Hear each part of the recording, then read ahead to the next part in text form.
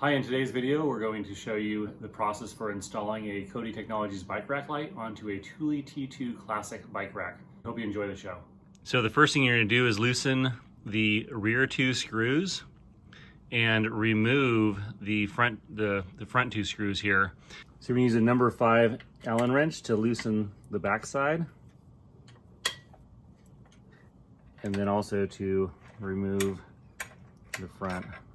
I'm using front relative to where I'm standing, not relative to the front of the vehicle. Next, we're going to place the light into position, and it goes on the bottom against the beam of the rack.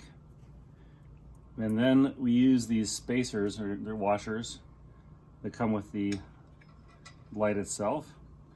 And you'll run the screws through the clamp into the bottom and start threading it for both sides. We're basically closing up the gap of what's clamping the upper tray, this tray here, into place. And then you'll just tighten that down. And with the back ones loose, this allows us to tighten this all the way into position.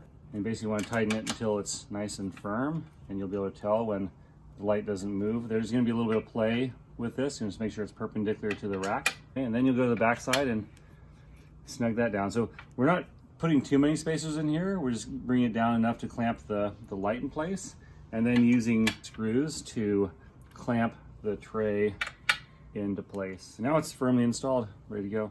So the last step is going to be running the cable to your vehicle, and there's got to be at least 2 or maybe 3. Actually, there's probably a couple dozen different ways to get the cable from the light over there. And so we're providing a variety of zip ties with the light. You have enough space that you can bring the arms down.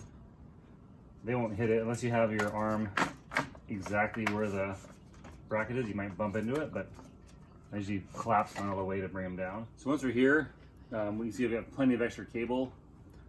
This rack is a little shorter than other ones, so depending on the length of your rack, you might not, this cable should be able to reach the length of most racks. And we have extensions. If you have a pivot out version, you can buy an extension cable. But now I've got this extra service loop. I'm also worried about getting this piece pinched here, where this tab comes out here and here. So I want to run the cable around the side of that, and these things pivot. And I'm just gonna make a small, basically service loop on this side, and I'm gonna strap it to the frame, and then I'll be done. This is the final routing by the hitch. I've got this loosely here because this all pivots forward and backwards, and this gets tighter and looser. So it's got to have like a little surface space.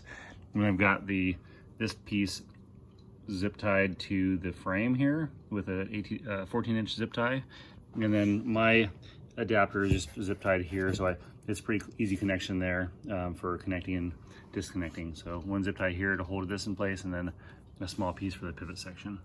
Hey, thanks for joining us today. If you have any questions, you can check out our website at www.kodytechnologies.com, or feel free to give us a call or shoot us an email.